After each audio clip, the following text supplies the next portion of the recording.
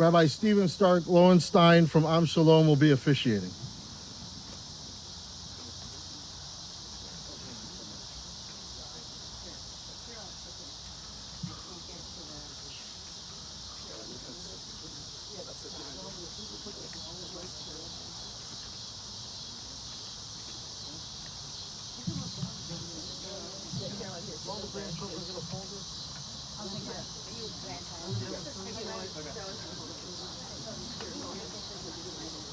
Ladies and gentlemen, at this time we're going to start.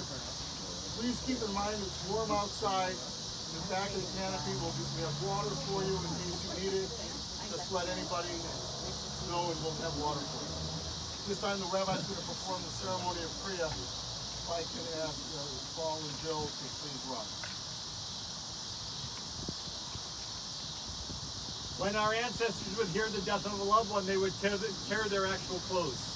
We no longer tear our clothes, but we make a small little tear in a ribbon to remind us of our hearts that are torn. Even the finest, even the best seamstress in the world, if you hired him or her to repair the ribbon, there would be no way to repair the ribbon without leaving a mark. And in many ways, that's symbolic of today, that you're always going to have a mark right here on your heart for an amazing mom. The apple doesn't far fall from the tree, and both of you carry on a wonderful family legacy of two incredible parents. Your mom was a unique and beautiful human being, and so today we honor her. For our hearts that are torn, we perform this act of Kriya, and we make a small little tear in this ribbon. Baruch atah Adonai. Repeat after me. Baruch atah Adonai. Eloheinu melech haolam. Dayan Ha'emet. We praise you, Adonai, our God, ruler of the universe, Dayan Ha'emet, the judge of truth, for it's God's judgment that has taken her at this time, and we accept that. Direct mourners are children, spouses, siblings, and parents. And so, by living 99 years, she outlives her parents, she outlives her spouse, she outlives her siblings. And so, it's to the two of you that you carry on this tradition of wearing this small little ribbon. May her memory truly be a blessing. And know that there's a whole family and a whole lot of friends behind you who will help you along the way, who will walk this path with you. May her memory truly be a blessing. Amen. You may be seated. Death has taken our beloved Fern Steinfeld. Our friends grieve in their darkened world. In their silence there is lamentation. In their tears there is loneliness. Lost in their sorrow, may they find the presence of loving friends. Hear them, O God, be with them. For Fern's love that united us in life which death cannot sever. For her companionship that we shared along life's path which now continues through the tenderness of memory. For the gifts of her heart and mind that brought us joy and happiness and is now a precious, precious remembrance. For all these and more, we give our thanks to God. In this time of grief, we listen to the voice of our sacred scriptures that brings us the ever new message of God's nearness. It tells us of our kinship with the Creator in joys and sorrow, in light as in darkness, in life and in death. Psalm 121. Esai enai el harim me'ayin yavo Ezri me'im Adonai oseh shamayim ba'aretz. I lift up my eyes to the mountains. What is the source of my help? My help comes from God, maker of heaven and earth. God will not let your foot give way. Your protector will not slumber. See, the protector of Israel neither slumbers nor sleeps. God is your guardian. God is your protection at your right hand. The sun will not strike you by day, nor the moon by night. God will guard your soul, your going and coming, now and forever. Inside the beautiful service supplement, we find the 23rd Psalm. And together we offer this psalm in her honor and in her memory. We are reminded how beautiful this psalm is in the Hebrew. Adonai ro'i lo exar ben odesha yarbitseni. Al mei minuchot yinachaleni nafshi yeshovev. Yancheni b'magle tzedek lama'an shemo. Gam ki elech b'geit salmavet lo ira ra ki ata imadi. Ach tov v'chesed yerdefuni kol yemei chayai. V'shavti b'beit Adonai la'orach yamin. In English, we offer these words together. The Lord is my shepherd, I shall not want.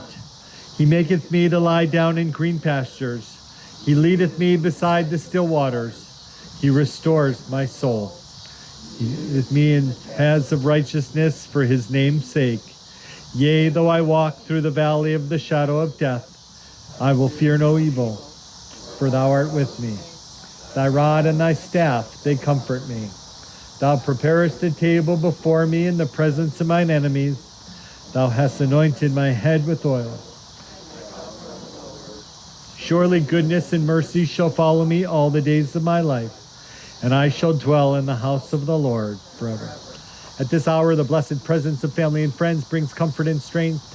It says to us, be sure that love, the spring of life, abides. May all who mourn take heart as they remember the goodness they've given and received. And when the days of their mourning are ended, may the memory of their loved ones, may Fern's memory truly be a blessing. We extend our deepest condolences to her family, to Paul and Sarah, and to Jill and Tim, and to Rosabelle.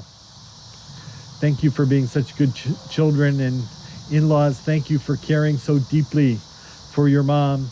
Thank you for all that you did to make her life, all 99 years of it. Well, you weren't involved in all 99 years, but a good part of those years, you were truly, truly involved. It might feel like you've been involved 99 years, but we know that that connection between children and parents is so strong, and you all have great role models in your parents and in your grandparents to emulate and to follow through. We extend our deepest condolences to grandchildren Adam and Joshua, Tara and Ryan, Courtney and Chase, Caroline and Kevin, Jason and Bradley, and one great-grandchild, Maggie. It's going to be your responsibility to make sure these grandchildren and great-grandchildren, to make sure people who aren't even in this world will know about an amazing couple who lived a great life and who did such good with what they had to make this world a better place. You carry on that legacy of two incredible grandparents and great-grandparents, and may you hold on to those memories and keep passing those forward to family members and friends, to those who are here on live stream, to those who are here in person, to those who will watch this at a later date. Know that by being here, you have performed a great mitzvah. The Hebrew word for funeral is levaya, which means to accompany. And so you accompany Fern on this final journey to this family resting place after a long and full life. On the very front, we see a great picture, a quintessential picture of her with that amazing hair and that great smile. It doesn't get much better than that. We also see that she died on the 11th of Elul. This month of Elul is a really special month in the Jewish calendar. It's the month that leads up to the high holidays. It's when we get our affairs in order. It's when we do cheshbon hanefesh, accounting of our soul, where we make peace with those we struggle with. And it's a time when kind of the world is open. I don't know if you saw it last night, and tonight as the 15th of Elul, you'll see the most amazing full moon. Last night's moon was just remarkable. It's this month of Elul that we sound the shofar to remind us of our call to action. Manny and Fern didn't need a call to action. They heard that shofar call every day by the goodness that they gave to so many people, by the kindness that they shared all throughout their lives, and for the love that they brought to each other, to their family, and to this entire community. And for that, we are grateful. But in that picture, I see so much. I see the person that I remember, the person that I knew from Holocaust luncheons and wonderful events, and visiting with her in the lobby of 1300 Lakeshore Drive and so many other places. But I'm reminded of the beautiful words of a great theologian, Simon and Garfunkel. They said it best. They had a song called Bookends. And in many ways, today is a bookend. We have a life that began in 1924 and that ended in 2023. You can't ask for any more years. She lived into her 100th year. She celebrated her 99th birthday just 2 months ago. But a 99th birthday is actually the start of a 100th year. A birthday is the completion of a year. A baby can't be 0. A baby is 1 on their first birthday. but it's in that first year. So we know that she did live 100 years in her 100th year. And that is crazy. You're right. But what I love about Simon and Garfunkel, those theologians, they said in their song Bookends, they said, time it was and what a time it was. Couldn't say it any better myself. Time it was and what a time it was. Look at all that she saw in these almost 100 years. Look at all that she experienced. A child of depression, she kept that mentality her entire life, clipping coupons till the very end. Time it was and what a time it was, a time of innocence, a time of confidences. And then they said, long ago it must be, I have a photograph. Preserve your memories. They're all that's left you. And I look at that beautiful photograph, I look at that beautiful picture, and I say, boy, that's exactly what we do. We preserve memories. And somehow we preserve memories, and in doing so, we keep the people that we love alive. We keep them alive in our hearts. We keep them alive in our stories. We keep them alive in our family and in our associations with others.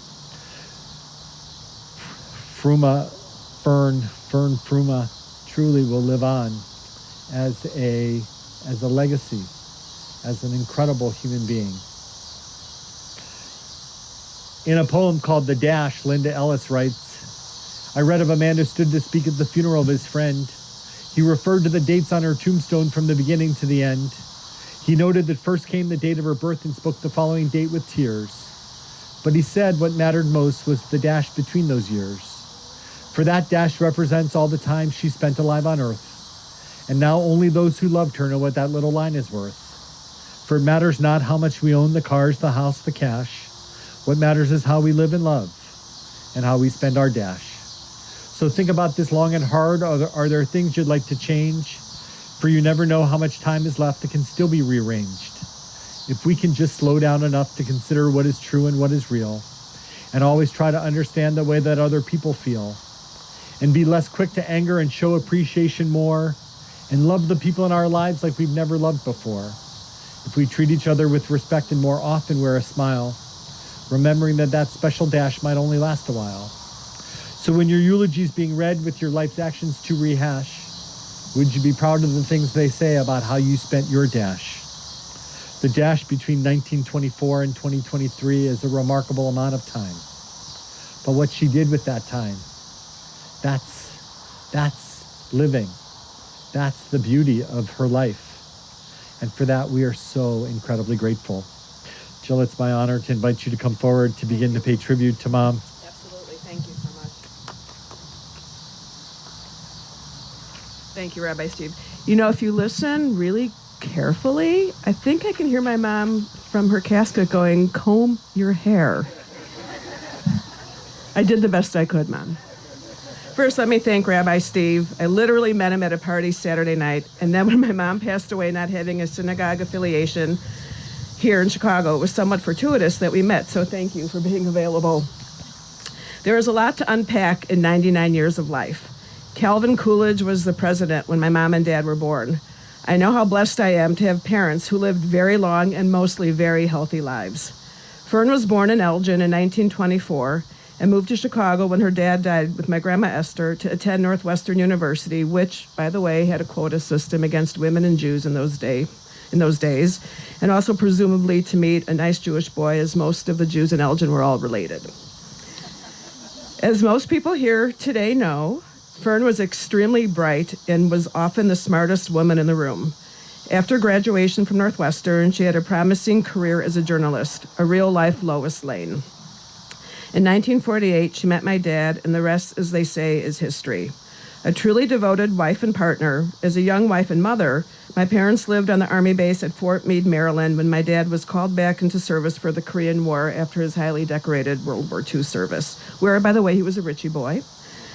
My mom often said that living in the Army base was the happiest time of her life. She loved being a military wife. Fast forward to their life in Timber Ridge and Skokie, where Michael, Paul, and I grew up. We lived there for 18 years before moving to 1300 Lakeshore Drive so my dad could be closer to the merchandise mart. I was the only one still at home. Life in Skokie was fun. It was the perfect time to be a kid. No social media, no play dates. You went outside your front door and the whole neighborhood of kids would be playing in the streets at the local school playground. While my dad traveled to build his business, Fern stayed at home and kept the proverbial home fires burning. I might add that my older brothers, in particular my eldest brother, kept other things burning. But out of respect, that fun fact will start and end here. Needless to add, our house was the fun house. And although nary a healthy snack was in sight, our freezer was always well stocked with fudgicles and whammy bars, dilly bars, and copious amounts of good humor bars. We even had a soda fountain in our basement. Our first major family trip was to Europe when I was just 8 years old. 8 countries in what seemed as many days. Traveling the world was the greatest gift my parents gave us. They wanted their kids to be worldly, and as our own families grew, they would often have their grandchildren accompany them, trips to Europe, Israel, China, Morocco, cruises, and so forth. All, I might add, in great style. Speaking of style, my mom was a very stylish dresser, and she never left the house without a hair out of place or without her lipstick. She would often have dresses and suits made by the finest tailors on their trips to Hong Kong, but she never looked flashy or gauche, always understated and refined. In fact, she once gave me a Chanel bag that my dad had bought for her on one of his many business trips to Europe. When I asked her why she no longer wanted it, she replied, in true Fern fashion, "Why should I advertise someone else's initials?" So, in that, she was right. She didn't need anyone else's logo to be in vogue, but fun fact, from that moment on, it was only Fendi purses as Caroline is holding up. You can see the F. That is her bag with the F on it from Fendi.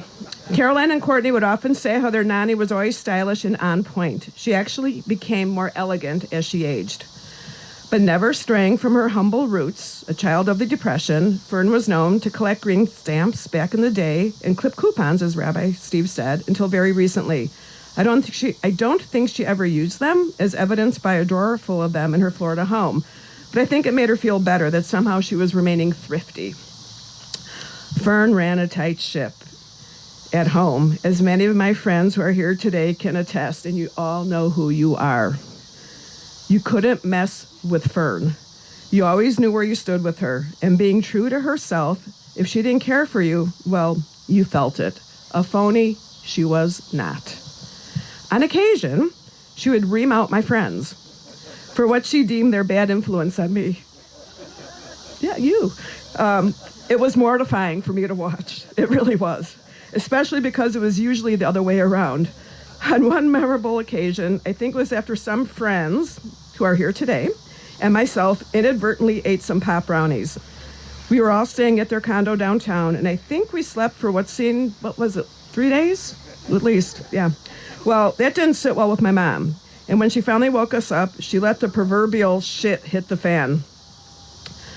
We couldn't feel any worse. And when we made our way to the kitchen to get something to eat, heads hung low, no pride intact, there was my dad, like a mirage at an oasis, with a big grin on his face, cooking up his world-famous chocolate chip pancakes for us and asking us, as if nothing had happened, what we planned to do with our lives and how he could help us achieve our goals. This is a true story. That's how it was. Fern was often described as a general in search of an army. I have no doubt that if she were born several decades later, she'd be running a Fortune 500 company. Feisty Fern, as she was known to her friends, never shied away from speaking her mind or sharing her opinion. She was so well respected that she was re-elected president of our middle school and high school's PTA several times over. And keep in mind, Evanston High School had 5,000 kids, and she ran that place like a prison. Anyway, my mom kept sure. It was a minimum security. That was middle school, a minimum security prison. I think that's why she got involved because, so I was extorted for money in 7th grade by the class bully. I really was. And it was a quarter here and there. And I remember one day I didn't have the money. And this girl whose locker was next to mine said, "Jill Steinfeld, if you don't bring me a quarter tomorrow, I'm going to beat you up in gym class." And she was I was very puny at the time. I remember telling my mom how I needed some more lunch money so this girl, wasn't going to kill me, and that did not sit well with Fern. And I remember her words, "Do you think I'm going to give this person," that's exactly what she said, but I'm not going to repeat what she said, Do you think I'm going to give you money for this person to take your father's hard-earned money? If you don't stand up to her, I will go over to her house. I'm like, Mom, that would be the death of me. So with a few friends who had my back, I survived. Anyway, that was not in the script. It came back to me. Anyway, my mom, she kept very sharp by doing crossword puzzles every day for years. She loved bridge and canasta and samaj. She was an avid golfer, which she played up until just a couple of years ago when she just became too frail. She was also known to keep a secret. She would not partake in spreading gossip, but enjoyed hearing some good scoop as much as anyone else. As Rabbi Steve mentioned, or maybe he didn't mention because I was going to say this, she followed my dad's playbook for philanthropy and was extremely philanthropic in her own right. The JUF, Leukemia Research, the Art Institute, St. Jude's, Hadassah, the U of Tennessee, the Danny Kniff Leukemia Research Lab, which, by the way, Danny's right there. You can go pay your respects later. Between the two of them, they awarded over 500 scholarships to needy kids at the University of Tennessee, and the list goes on and on. Most recently, she and my dad endowed the Fern Steinfeld Transaortic Valve Replacement, TAVR for short, Center at the Boca Regional Hospital. To date, over 7,000 of these life-saving procedures have been conducted. But mostly Fern loved her family and our dogs. She grew up with Tippy, and we grew up with Champ, and then our Rosie, our Stella, and our Frankie. She loved Tim, Rosie, and Sarah as her own and not as in-laws, but her greatest loves, besides my dad, were her grandkids. Adam, as the firstborn grandkid, said they had a very special bond and he will miss her forever. Josh said, Grandma, your beautiful guiding light and lovingness provides support, wisdom, and purpose. You were admired and enjoyable to be around. Ryan said, I am grateful that I got to spend time with you and listen to your stories. We managed to make each other laugh. Tara said, thank you for being the best grandmother and great-grandmother to Maggie. Thank you for making me laugh and smile and always telling me to kiss Maggie. Jason said, you are the toughest person I know. I love and will miss you. Caroline said, thank you for instilling in me my love for golf. You were my greatest cheerleader. Courtney said, from our shopping excursions in Boca to our weekly dinners in the city, I will miss our frequent phone calls and will always love you. Chase and Kevin both said how they loved spending time with her in Chicago and Florida and how they were so lucky to have her in their lives. And Brad said, I will love you and miss you always. Did I forget any grandkid? No, I don't think so. Okay, just never know. Never forgetting a birthday, she loved when they'd come to see her in Florida. We were lucky to have them in Chicago for as long as we did, as we had standing Sunday night dinners with them for years, and they would never miss a dance recital, ice show, or sporting event if they were in town. Fern had more than 9 lives, as my dad once quipped. The only way she was ever going down was if you pushed her off a cliff. But then when she came back up, boy, you'd be in trouble. In later life, her medical ailments were many, but her doctor visits became social visits, and eventually those would turn into dinner dates. When I told friends that she had passed away, they were shocked. But I added, she was 99. Yes, they all replied, but she was supposed to live forever. Last year, for her 98th birthday, we gave her a fabulous party at Beaucaire with over 30 of her friends in attendance. It was a perfect night. Everyone, whether invited or not, came by her table to pay homage to the unofficial Queen of Beaucaire Country Club. It was actually a bit magical. But the magic wore off. 2023 started out with the devastating news of the sudden death of my brother Michael from a massive heart attack. That left a gaping hole in her heart for obvious reasons, but also because he was a huge part of her social life, living just 10 minutes away from her in Boca. Then she contracted pneumonia, broke her hip. She had broken the other hip several years before. Throw in some COVID and you get the picture. But somehow she managed to persevere through all that. When we celebrated her 99th birthday in June, with just a few of her close friends, the spark was fading. She just wasn't the same. Though still sharp as a tack, the magic was slowly disappearing. I spoke to her a couple of days before she died. I knew she had had it. She told me, I just can't wait till this is all over. I knew what she meant, and she knew what she meant. At this time, I'd like to thank her loyal caregivers, Patricia and Tisha. They will be at the memorial service that I am conducting next week in Boca for all her many friends that she had there. Patricia in particular, who was by my mom's side to the very end. We are grateful for their loyal dedication. I also have to give a shout out to Steve Nassiter. I don't think he's here right now, but he always looked in on my mom whenever he was at Beaucaire, as he had a place just a few doors down. I also have to thank Paul for handling all Mom's business affairs. I certainly wouldn't want to do it. But at the end of the day, we are really here to celebrate a remarkable life led by a remarkable woman, nearly a century of life, a human history book with her memory still intact until the end. Fern Steinfeld was truly a woman of valor and led a life well lived. At the Shiva, we will certainly raise a glass to this incredible person that Paul and I were fortunate enough to call Mom.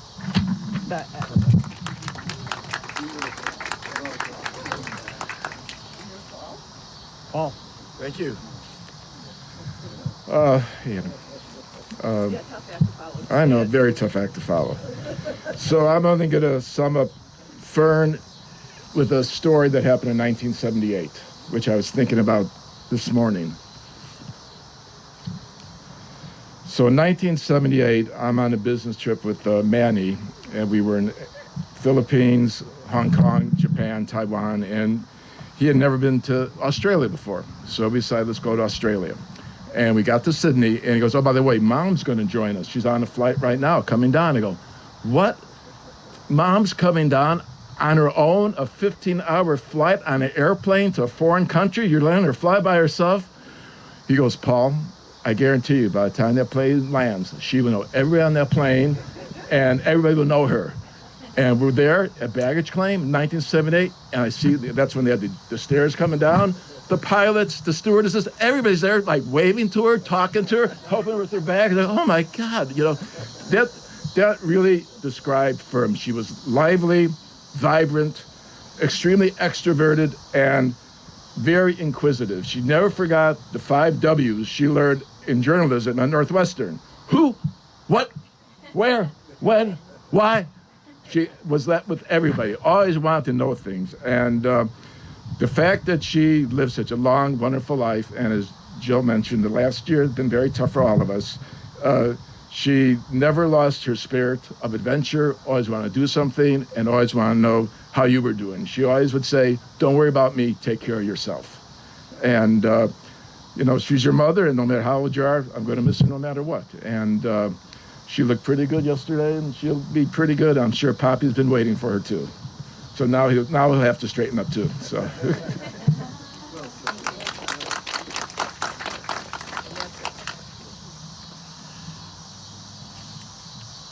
There's a beautiful teaching that says that an angel came down to earth on a mission, and the mission was to find the most beautiful thing that the angel could find on earth. So the angel flew around and at first saw a beautiful rose and clipped the rose and took it back to heaven.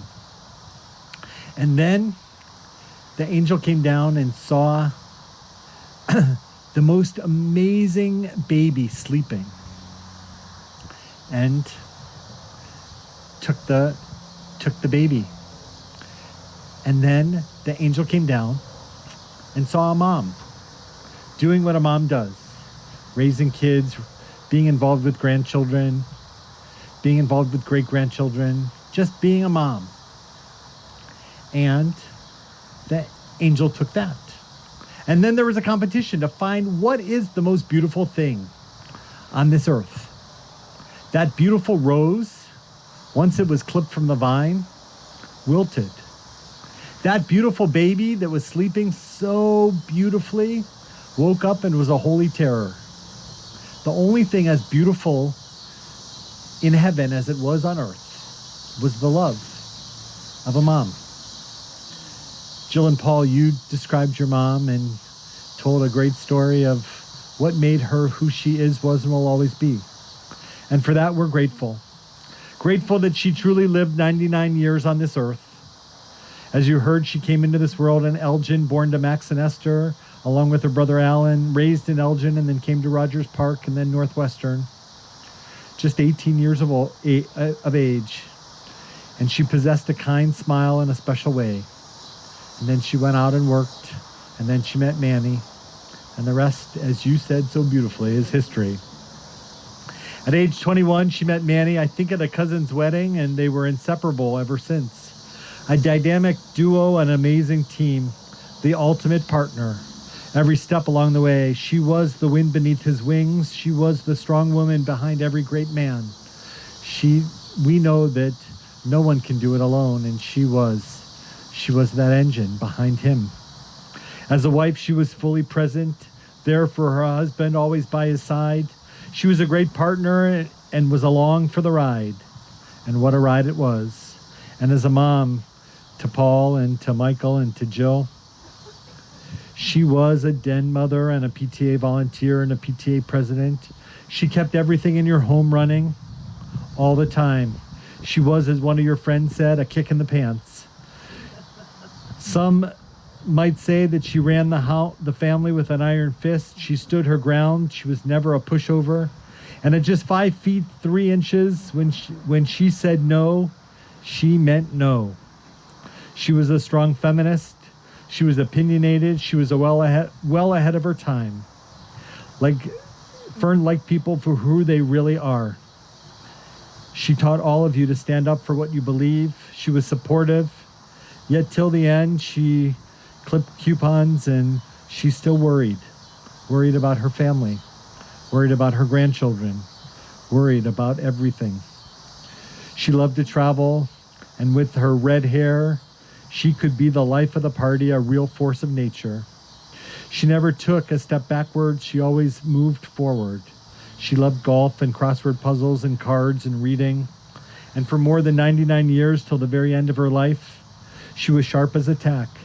These last 9 months, the 23 was difficult, no question about that. But up until that, she did the best she could with what she had. She was involved, going all the way back to B'nai Emunah Sisterhood and Women's Board and the Holocaust Museum. She helped start the Snowbirds down in Florida. She loved Rabbi Shalman at Emmanuel and Rabbi Edelheit. They gave so much to so many, including the Danny Kniff Park, a youth center in Germany, academic chairs at Roosevelt University and the Weizmann Center, Judaic Studies at the University of Tennessee, and of course the Art Institute and the Boca Regional Hospital, where she had a valve replacement at age 91. But it was about scholarships. David Jacobson reminded me that it was about scholarships that made them so special. I think over 500 kids went to college because of your parents. And David was recalling a story to the grandchildren about how Manny said to people in the factory, I don't want you to work for me. I don't want your kids to come and work for me. I want to give them scholarships so that they can go and do even better. What a gift. What a legacy. She battled COVID and pneumonia, a broken hip, a cabinet fell on her, she broke her pelvis. She battled leukemia for 30 years, yet she endured. She endured the death of a husband, the death of her son, the death of her grandson. She truly made lemonade out of lemons every day of her life. She was positive, she was optimistic. Jill Weinberg from the Holocaust Museum in DC said that she was a force. She truly stepped up when the family was being honored just a few years ago, and I still can picture all of you up there. Great moment together. I can't believe how many comments are on your Facebook. I have to say that I was amazed. So I took a little time on your Facebook, Jill. And it says a lot about you, but it also says a lot about your mom. So many people said the apple doesn't far fall from the tree, and so you carry on your mom's legacy. I read those 350, 400 comments. And to summarize, these are just some of the words that jumped out at me. She was amazing. She was remarkable. She was legendary. She was sharp. She was inspiring. She was gorgeous. She was larger than life. She was a woman who was vibrant, a special woman, a force of nature, who lived a beautifully significant life. Boy, that's a great line. She lived a beautifully significant life, and she left an amazing legacy. She was a woman ahead of her time. She went out of her way to be kind. She was so well respected. Jay Takath called her a smart, sweet superwoman. And Steve Nassiter commented on her intelligence, her warmth, and her energy. He called them inseparable, and she was his partner in all things. She was sharp as a tack. I love that you celebrated her 99th birthday. You started off her 100th year. If a lawyer could draw up the contract and give it to me right now and said, would you sign a contract that would give you 99 years and to die in your 100th year, I would sign it right away. No questions asked. She saw so much, she did so much. And she did so with her own unique style. Time it was, and what a time it was. A time of innocence, a time of confidences. Long ago it must be, I have a photograph. Preserve your memories. They're all that's left you. We are all left with great Fern memories. And I hope and pray that you'll continue to tell those memories. I hope and pray that you'll continue to share those stories. I learned a great lesson right here at this cemetery a few years back. Someone had died and the family came up, and there were a few grandchildren who were much younger than the grandchildren here today. They were about 6 or 7 years old, and they saw the big hole in the ground, and they saw the tractor, and they saw the big pile of earth, and they saw the shovels. And a little girl turned to her cousin and she said something that I'll never ever forget. She said, "Hey B, let's go see where they're going to grow your grandma." That's exactly what she said. Let's go see where they're going to grow your grandma. And I heard those words and I was all ready to be a rabbi and to teach those kids what was going to happen. And as I walked up to them and I thought just for another moment, I realized that 7-year-old was smarter than anything that's in my rabbi's manual and smarter than anything that I studied in rabbinic school. Because if we place someone in the earth, she's buried right next to Manny.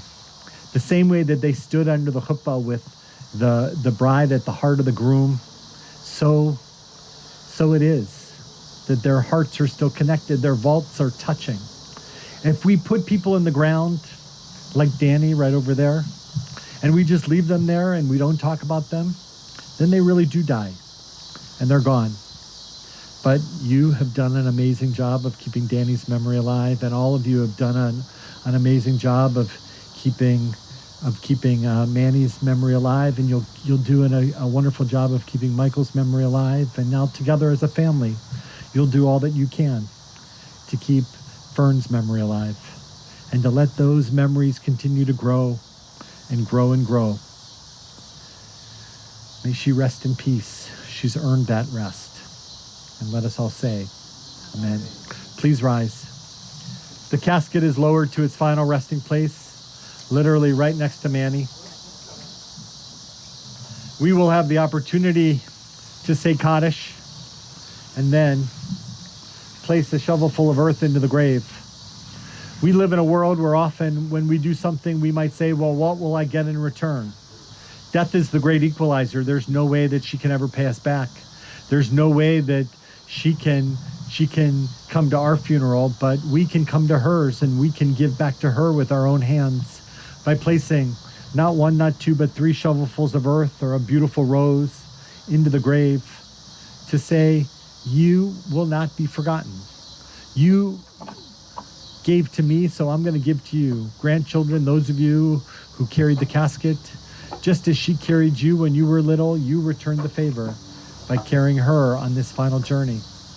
And so as we lower the casket, the most important thing to remember at a Jewish funeral is what makes us who we are is a body and a soul. A body gives out, but a soul lives on. And so the only thing that we bury here at this cemetery is a body.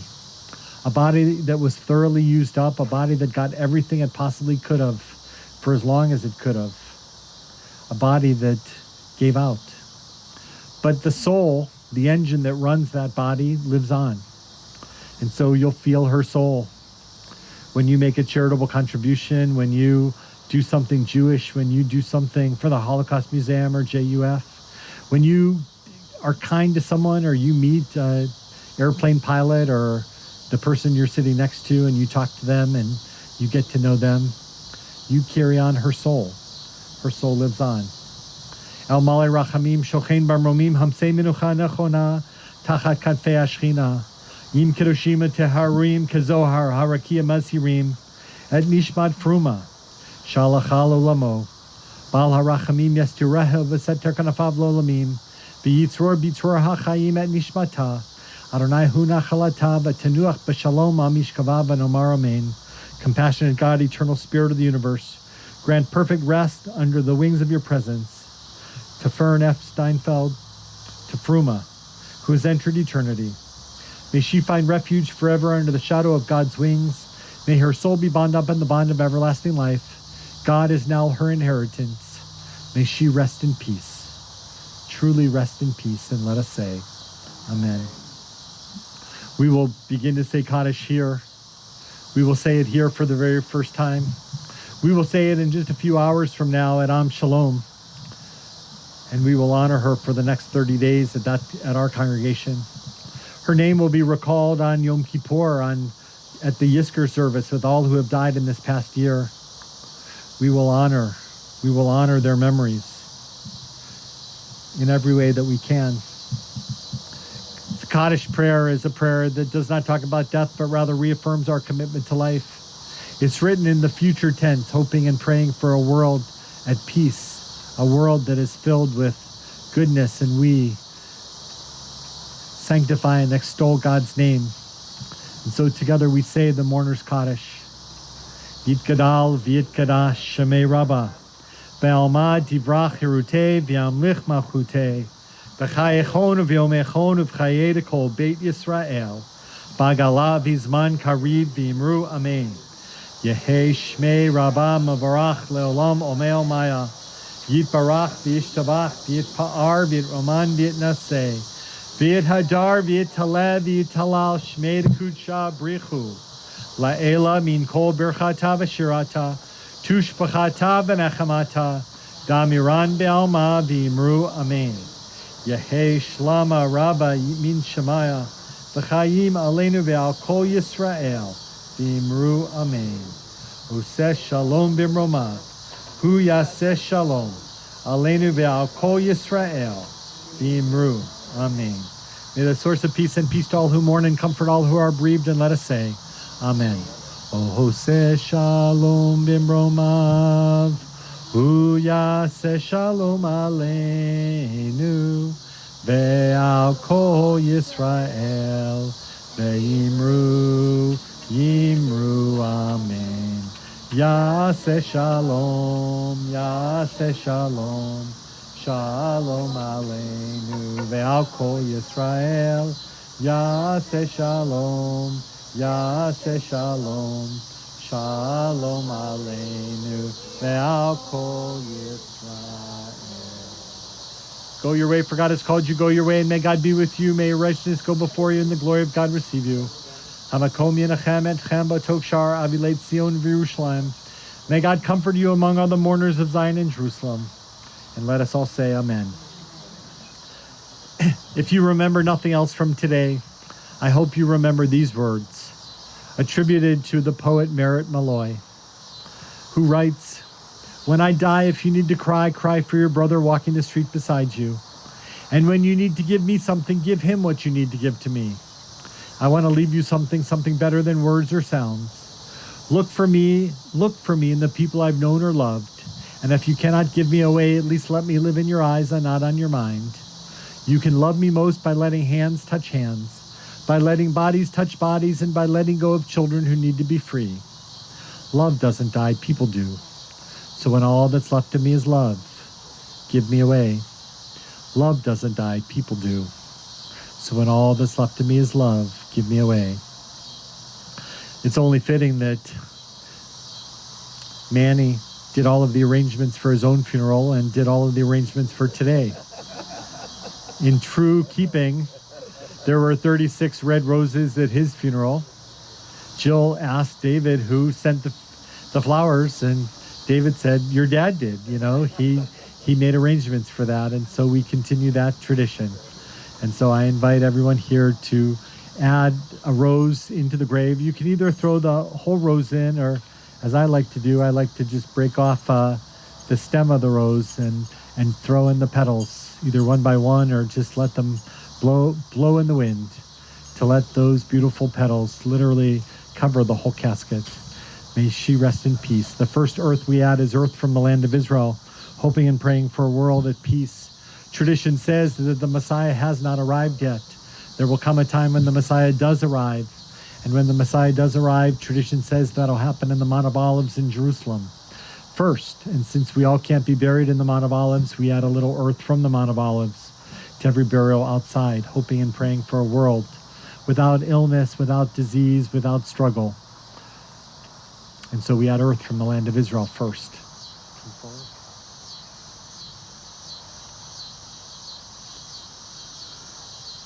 Ladies and gentlemen, upon the conclusion of the burial, Shiva will be at the Bryn Mawr Country Club. The family will be there today from 3 to 8 p.m.